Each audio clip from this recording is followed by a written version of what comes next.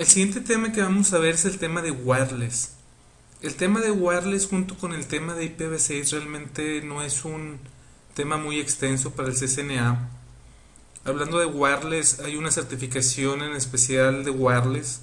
El requisito para poder presentar ese examen es el CCNA. Pero como les comento, en sí para el CCNA la parte de wireless es muy pequeña y es lo que vamos a ver en estos momentos. Como sabemos, la parte wireless es una parte que trabaja en la capa 2 del modelo ISO-OSI, la capa 1 y 2. El medio por el que van las señales es el aire. La parte que va por wireless funciona como un hub, es decir, es half duplex y utiliza CSMACD. Esto quiere decir que solamente puede haber una conversación a la vez. Es como un cable finalmente el aire. Si dos computadoras tratan de transmitir al mismo tiempo, también va a haber colisiones y una señal con colisión no es válida. Utilizan radiofrecuencias como capa 1 o RF. Es importante el saber que las ondas pueden ser absorbidas, reflejadas o refractadas. Esto quiere decir que es muy importante el hacer un site survey. Un site survey es cuando una persona que sabe de wireless va a una oficina para ver qué tantos access points vas a poner dentro de cada piso, el saber si con uno solo es suficiente o si tienes que poner dos, tres, cuatro, dependiendo del tamaño. También depende de qué tantos eh, pues obstáculos hay dentro de ese piso. Por ejemplo, eh, columnas con concreto, con columnas de acero, todo eso hace que las ondas, como viene ahí, pueden ser absorbidas, reflejadas o refractadas. Ahora bien, ¿qué radiofrecuencias usa? Utiliza una banda no licenciada o varias bandas no licenciadas. ¿Qué quiere decir esto? Que como son bandas no licenciadas, hay muchos artículos el día de hoy que utilizan wireless en bandas no licenciadas y que pueden causar problemas con nuestra red wireless. Los dos ejemplos más típicos y que debemos de tener presentes para el examen son los teléfonos inalámbricos. Existen teléfonos inalámbricos que están en la misma banda de radiofrecuencia que los que utilizan los access points. También los hornos de microondas. Es por eso que en algunos lugares donde tenemos wireless, al tiempo de encender un horno de microondas deja de haber señal. Es porque interfieren, están en la misma banda. Y como les comento, como no son licenciadas, como esas bandas de radiofrecuencia las puede usar cualquiera, entonces el problema es ese, de que puede haber interferencia con otros elementos que utilicen redes inalámbricas.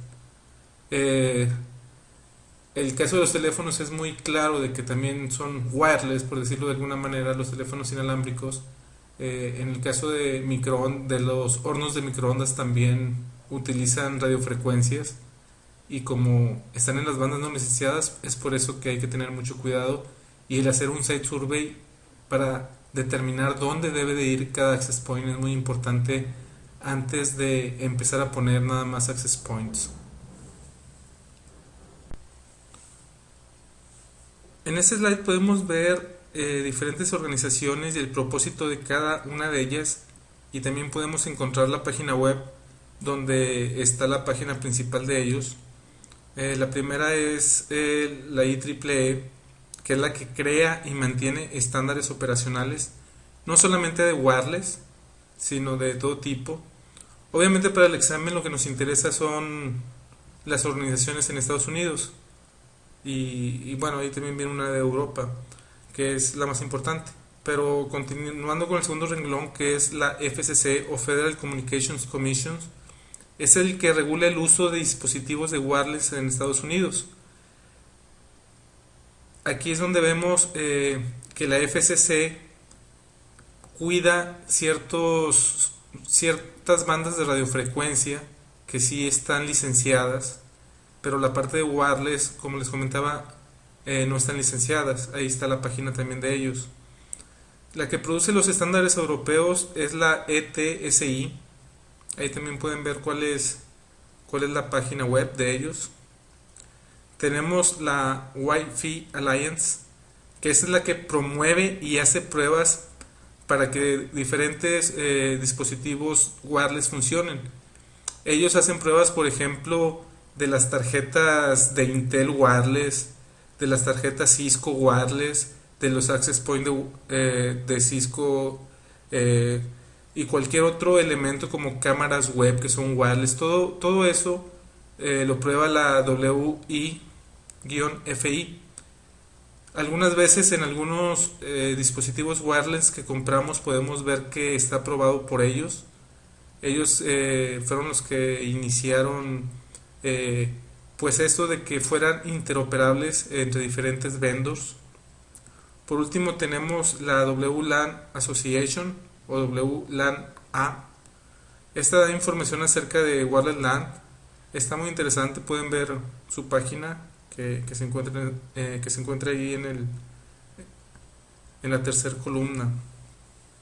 Algo interesante es que la WI-FI Alliance fue la que le dio el nacimiento al estándar, al 802.11. Obviamente tuvo que ser rectificado por la IEEE, pero gracias a la WI-FI fue que nació este estándar. Como les comento, el que finalmente lo dio por bueno, por decirlo de alguna manera, fue la IEEE. Aquí podemos encontrar las bandas no licenciadas. Es la banda de 900 MHz, ya está el rango, la de 2.4 GHz y la de 5 GHz. Cuando compran ustedes un teléfono inalámbrico de los que tienen en su casa, por lo regular van a encontrar teléfonos de 900 MHz, de 2.4 GHz y de 5 GHz. Los más baratos van a ser los de 900 MHz y los más caros los de 5 GHz, y la voz se escucha mejor en uno de 5 GHz que en uno de 900 MHz. Es importante el tener consciente cuáles son las bandas que no están licenciadas, que son esas tres, y que la parte de wireless, hablando de datos, hablando de los access point de Cisco y hablando de los estándares, utilizan tanto la banda de 2.4 GHz como la de 5 GHz. Esta tablita sí hay que aprendérsela para el examen. Son los diferentes estándares que existen, cuándo fue ratificado por la IEEE, qué frecuencia utiliza, cuántos canales utilizan, cómo mandan los datos, cómo es la transmisión o Spread Spectrum Technology, y cuál es la velocidad que maneja en megabits por segundo. Así tenemos, por ejemplo, la primera, que nació en 1997, bueno, más bien fue ratificada en 1997, y fue la 802.11. La frecuencia que utiliza es de 2.4 GHz y tenemos 3 canales dentro de esa banda. El tener 3 canales significa que podemos tener 3 access points, cada uno asignado a un diferente canal, y no va a haber interferencia entre ellos. La parte de capa 1 de cómo manda los datos, de cómo manda los ceros y unos por el aire, es por medio de IR, de FHSS o de DSSS. El 802.11 maneja nada más ya sea 1 megabit por segundo o 2 megabits por segundo. Esto depende de qué tan cerca o qué tan lejos estés del access point. Después nació la 802.11b y la 802.11a. La 11b trabaja a 2.4 GHz, la A trabaja a 5 GHz. Como podemos ver también, la B cuenta también con 3 canales, la A cuenta hasta con 23 canales. Esto es una gran diferencia. La diferencia de por qué es una enorme cantidad de diferencia entre el 3 y el 23 es por cómo mandan los datos. La B utiliza el DSSS, la A utiliza OFDM. Esto hace que podamos tener 23 canales y esto mismo hace la diferencia de cuáles son los data rates que tenemos en la parte de abajo. Para el B podemos operar desde 1 mega, pasando por 2, 5.5 y hasta 11. En el A podemos tener desde 6, 9, 12 hasta llegar hasta 54. Por último, la más nueva, que al menos hasta el día de hoy, estamos hablando de principios del 2008, es la 802.11g, que fue ratificada desde el 2003. Esta trabaja en la banda del 2.4 GHz. Tiene 3 canales y utiliza el DSSS-OFDM. Los data rates que tenemos es desde 1, 2, 5.5, 6, 9, 11, 12, 18, 24, 36, 48 y 54 megabits por segundo. Esto, como les comento, depende de qué tan alejado está el dispositivo wireless del access point. Esta tabla es muy importante que se la aprendan de memoria para el examen.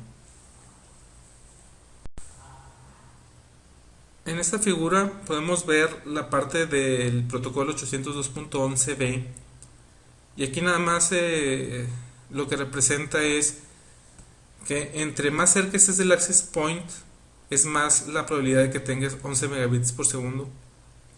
Mientras más te alejes, los 11 megabits por segundo no los vas a poder lograr desde el dispositivo. Lo menos que te puede dar es 1 megabit por segundo y es cuando estás lo más alejado, pero que todavía tengas acceso a ese access point. Entonces aquí lo importante es de que dependiendo de la distancia son los data rate que vas a tener en el dispositivo de wireless. Aquí lo que podemos ver es de que hay una PC conectada a un switch. En ese mismo switch tenemos conectado un access point. Ese es el símbolo del access point. Este access point está configurado en el canal 6. Entonces esta laptop que vemos aquí está dentro de la cobertura del canal 6. Les comentaba de los site surveys. En el caso de que cerca de un access point vas a poner otro access point, lo recomendable es de que vaya en otro canal para que no haya interferencia. Por ejemplo, puedes poner otro access point en un diferente canal y que abarque la siguiente área, esta que se ve con el cursor por aquí, y la parte que se traslape entre ambas no va a haber ruido porque van a estar en canales diferentes. Lo que pasa aquí es de que la laptop, en el caso de que hubiera otro access point por acá, por ejemplo, va a escoger el que le dé mejor data rate y se va a asociar a ese access point, que en este caso sería este. Pero aquí lo importante es saber que si vamos a tener dos o más access points y la parte del alcance se traslapa, que así debe de ser para que haya cobertura en todos lados, esas dos áreas que se traslapan, los access points deben de estar en diferentes canales.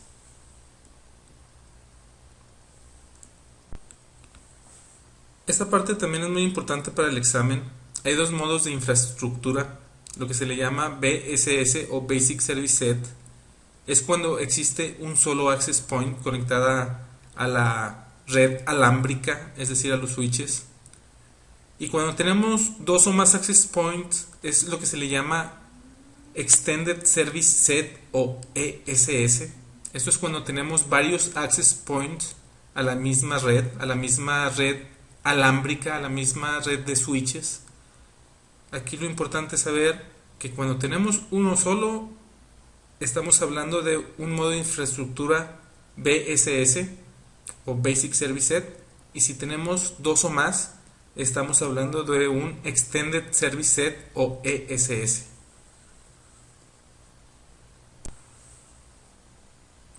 Para la parte de seguridad se puede configurar varias cosas en los access points de Cisco. La primera parte es Open Access. Esto quiere decir de que no hay seguridad en el dispositivo. Cualquier dispositivo, por ejemplo, cualquier laptop se puede conectar a ese access point sin ningún tipo de claves. Ese es el Open Access. El SSID, ese es el nombre que aparecen en las redes inalámbricas. Cuando nosotros buscamos redes inalámbricas, nos va a poner una serie de nombres.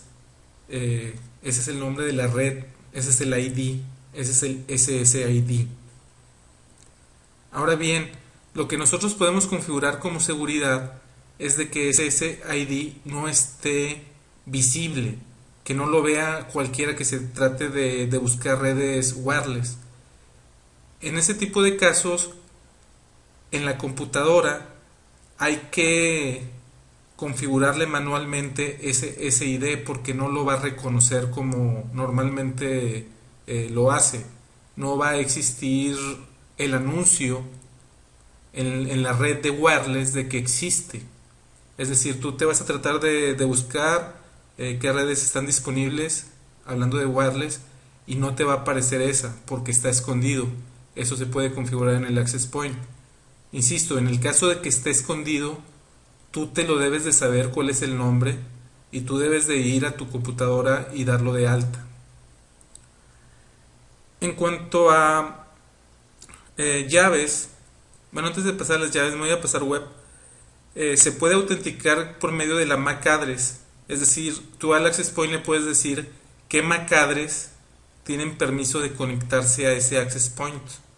Por eso se le llama MAC address authentication. Tú le puedes decir, esta MAC address sí se puede conectar a la red wireless por medio de este access point y todas las demás no. Tienes esa opción. Ahora, hablando de llaves, tenemos de dos sabores. Tenemos la web y la WPA. La web es la que tiene menos seguridad y de hecho es muy fácil de hackear. Pueden buscar en Google web hacker o algo así y se van a dar cuenta que es muy sencillo el poder encontrar la llave web. La llave web es la que usan, por ejemplo, los Infinitums. Si un vecino de ustedes tiene Infinitum con llave, es muy fácil de desencriptar, ya que seguramente es una llave web. La llave WPA es muy parecida a la web. La diferencia es de que cambian las llaves dinámicamente mientras que pasa el tiempo. Es decir, después de cada cierto tiempo, las mismas llaves van a ir cambiando. Una tercera categoría de llaves es la WPA2 con Pressure Keys. Pressure Key significa que la llave que tú le vas a poner al access point se la vas a poner también a la portátil o al elemento wireless que te quieras conectar hacia el access point, pero como quiera va a estar cambiando esa llave. Esa llave nada más es la de inicio, por decirlo así. Lo más común que vamos a encontrar el día de hoy son webs, desgraciadamente. Digo desgraciadamente porque no es nada seguro, es bien fácil hackear ese tipo de llaves.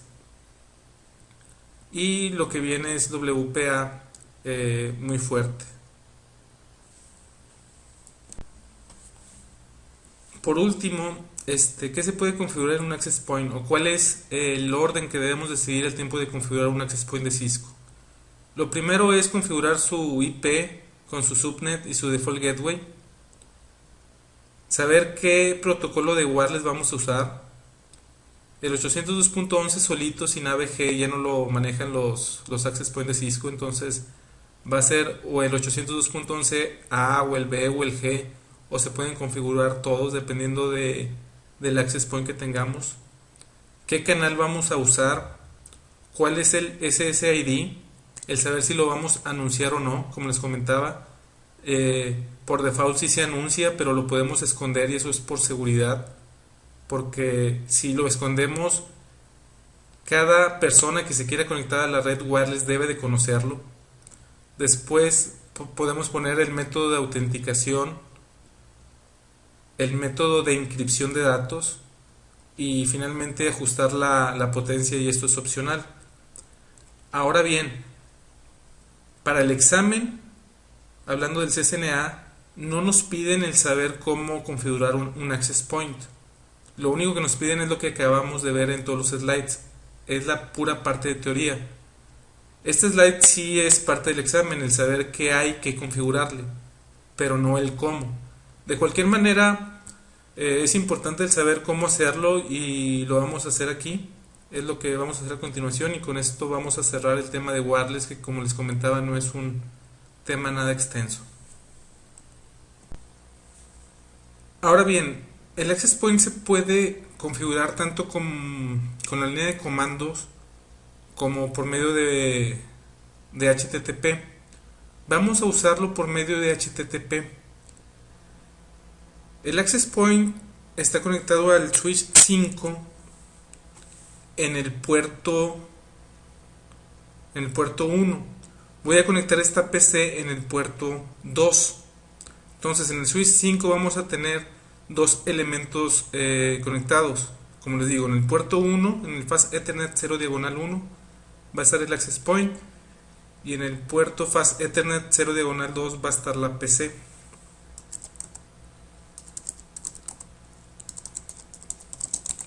Vamos a configurar la VLAN 1 con la dirección 192.168.7.1 con máscara de 24.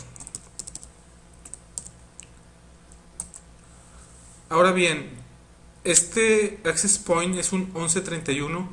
Por default, la dirección que viene asignada en la Ethernet es por medio de DHCP. Entonces, como no tenemos un servidor de DHCP, vamos a hacer que el switch 5 sea servidor de DHCP. Vamos a configurar el switch 5 para que sea servidor de DHCP. Como tenemos la 7.1, lo que le vamos a decir es que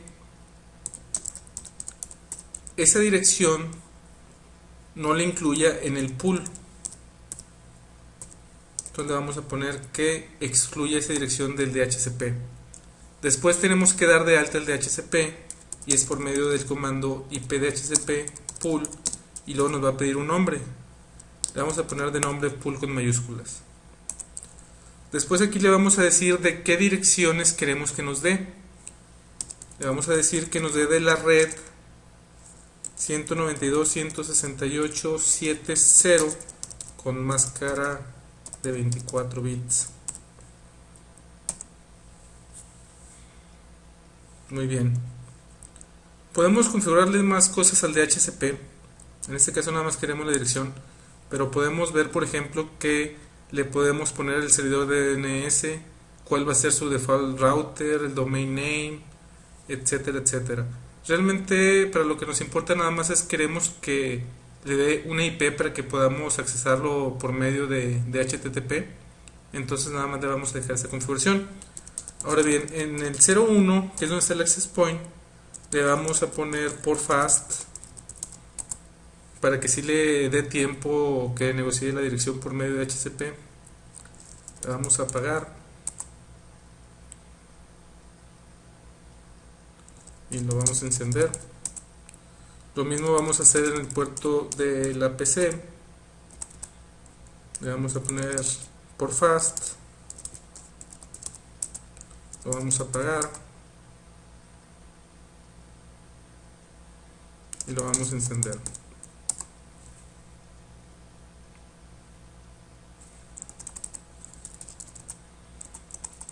En este punto debe de haberle dado una IP tanto al access point como a la PC.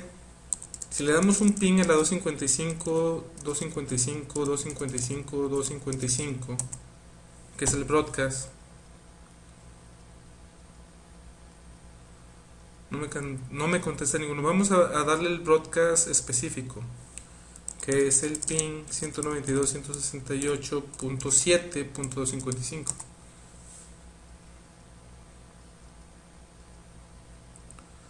No me contestó. Yo lo que quiero es mandar el tráfico para checar qué IP nos dio. Si le doy show warp, tenemos la 1, que es esta, es el switch. Tenemos la 3 y tenemos la 4. Si le ponemos show MAC address table, podemos ver que la que termina en BC está en el puerto 2. Es decir, la que termina en BC es la computadora. La computadora tiene la dirección 3.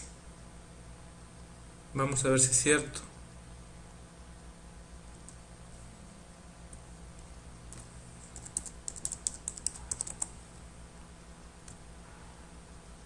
Aquí tenemos que la computadora tiene la dirección 7.3. Entonces la 7.4 debe ser el access point.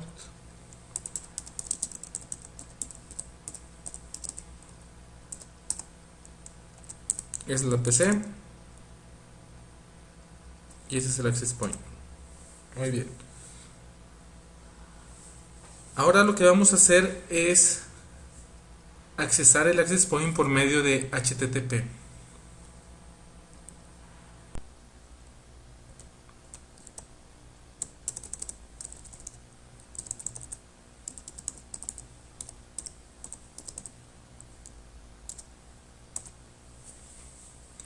Aquí viene que hay un problema con el certificado. Le vamos a poner que vaya a este sitio web, aunque no esté recomendado.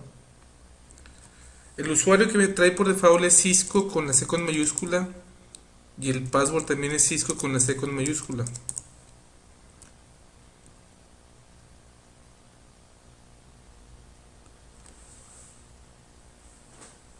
Esta es la página principal del Cisco Aeronet 1130 AG. El hostname por default es AP.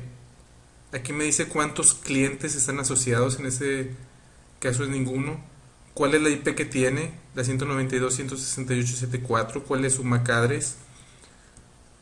Sus interfaces, que la fase de Ethernet está arriba. El radio 802.11G y el 802.11A están abajo, están administrativamente abajo. Si nos vamos a ExpressRop,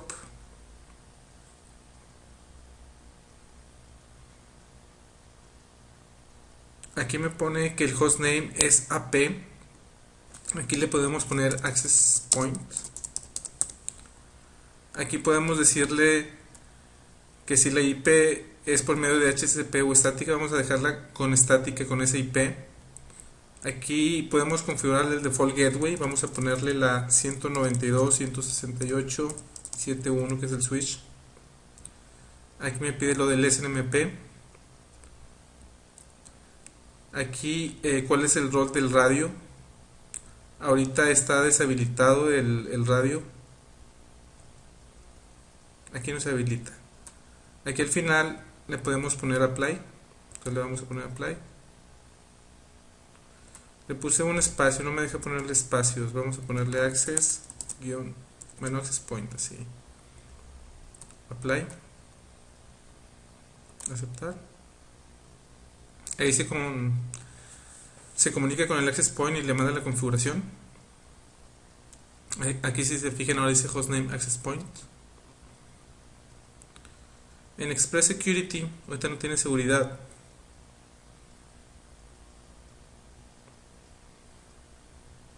Aquí es donde definimos el SSID. Vamos a ponerle red wireless. ¿En qué VLAN está? Le vamos a decir que es la VLAN 1 y que es la nativa. La seguridad no tiene seguridad. Aquí está open, cualquiera se puede conectar. Vamos a ponerle un static web. Aquí me puso este pop-up. The setting use mandatory web encryption, no key management and open authentication. Ponemos close. Como pueden ver, hay llaves de 128 bits o de 40 bits. Aquí le ponemos la llave, esto es en hexadecimal. Vamos a ponernos security por lo pronto. En caso de querer authentication, necesitamos un servidor radius. WPA también necesitamos un servidor radius. Entonces le vamos a dejar nada más así. Ponemos apply. Bueno, aquí está la tabla de SSID que ahorita no tiene ninguno. Le vamos a dar apply.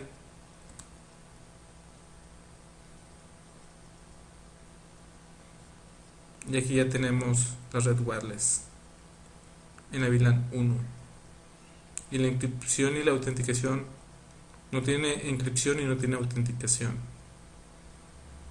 Aquí no le estamos dando el broadcast al SSID, eso quiere decir de que nadie va a poder ver este SSID. Vamos a ponerle aquí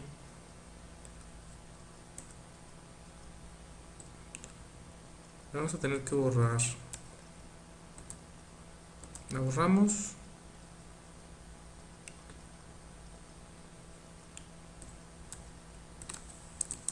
Red wireless. Le vamos a decir que si le haga broadcast para que la podamos ver. Y todo lo demás lo vamos a dejar igual.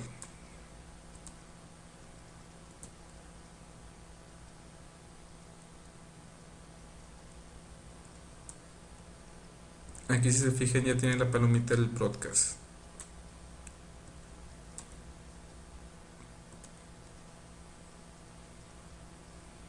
Aquí nos dice qué es lo que está conectado. Ahorita no hay conectado nada. Ahorita no hay nada asociado, entonces esto también va a estar vacío. Aquí nos dice que está conectado a la 11G y que está conectado a la 11A, no hay nada.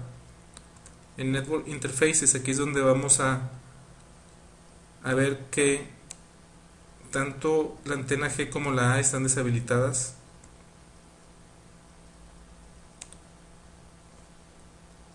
Tenemos que habilitarlas.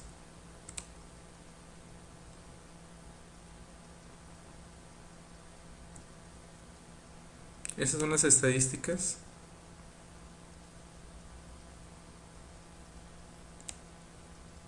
Si nos vamos a Settings,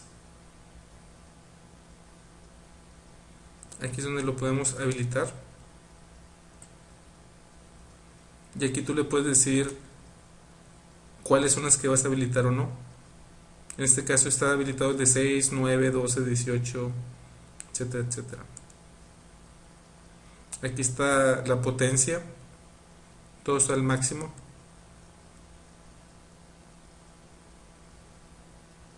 Es lo importante. Vamos a ponerle a aplicar.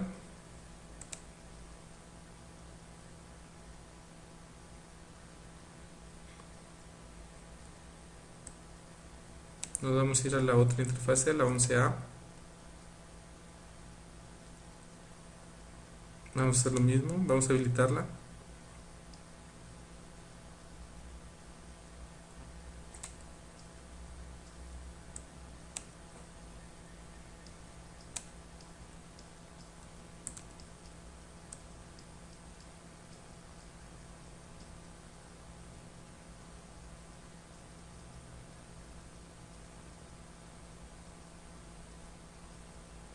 Los canales, aquí están las bandas donde funciona y aquí están los canales.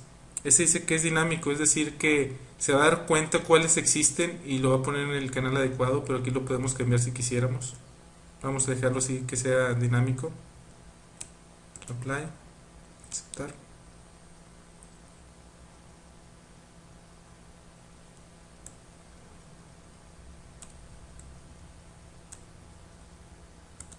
Aquí en seguridad no vamos a ver mucho, pero es lo que tiene configurado. Aquí podemos cambiar los passwords, por ejemplo.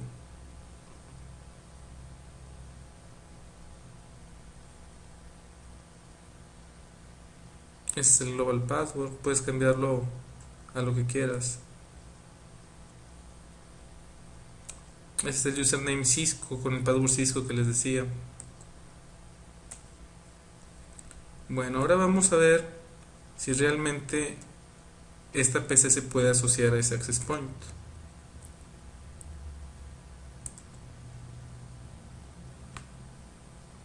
Si vemos aquí ya me aparece la red wireless que dice que es una red no segura.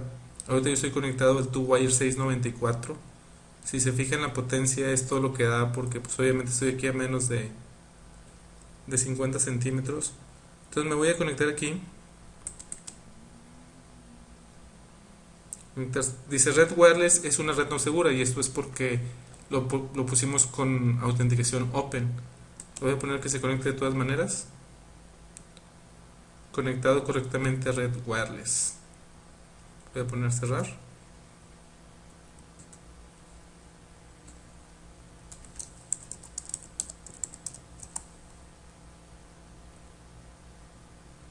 Y ahora la red wireless me dio la dirección 7.6.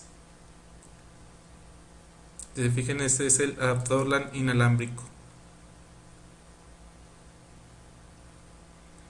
Como pueden ver, realmente la configuración de un access point no es nada complicada. Aquí si le damos asociación debe de aparecer que yo estoy asociado ahí. Ya dice que hay un cliente que tiene la dirección 7.6. Podemos ver que usó la 11G. Mi tarjeta es 11G, no es A. Si le ponemos en Network Map, aquí aparece solamente si hay más access points, pero aquí en asociación podemos ver que me asocié. En Event Log podemos ver todos los logs que nos envía.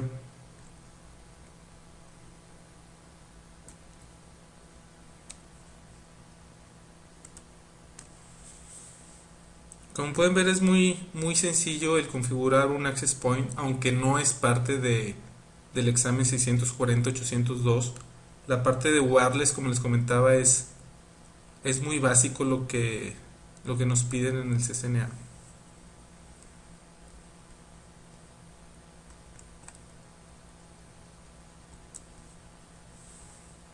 Aquí estamos en Home.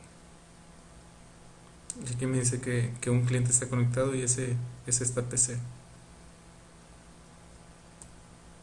Bueno, perfecto. Antes de cerrar el capítulo, también pueden ver la línea de comandos. Es parecida, más sí hay muchas diferencias en cuanto a un router o un switch. Si vemos la configuración, vemos que el hostname es access point, tiene un enable secret. Esta interfase es la del SSID que dice red wireless, que es la VLAN 1. Tiene autenticación abierta, es decir, está en guest mode. Esta es la parte para poder accesarlo por HTTPS. El username Cisco con el password Cisco, este es un password 7. Tenemos la interfase .11 radio 0. Tenemos esta subinterfase. Es parecido realmente, pero hay cosas diferentes. Config T, hostname, ponerle el nombre. Inline con 0 y la MBTI 04, por lo que deben tener login local, y eso significa que va a haber el username y el password. Le podemos cambiarlo a eso que sea nada más login, enter y ponerle el password, etcétera. Aquí nada más tenemos 5 sesiones de BTY, no tenemos 15, por ejemplo, como en los switches. Aquí también le podemos poner, por ejemplo, write o copy run start o copy de TFTP a flash, por ejemplo.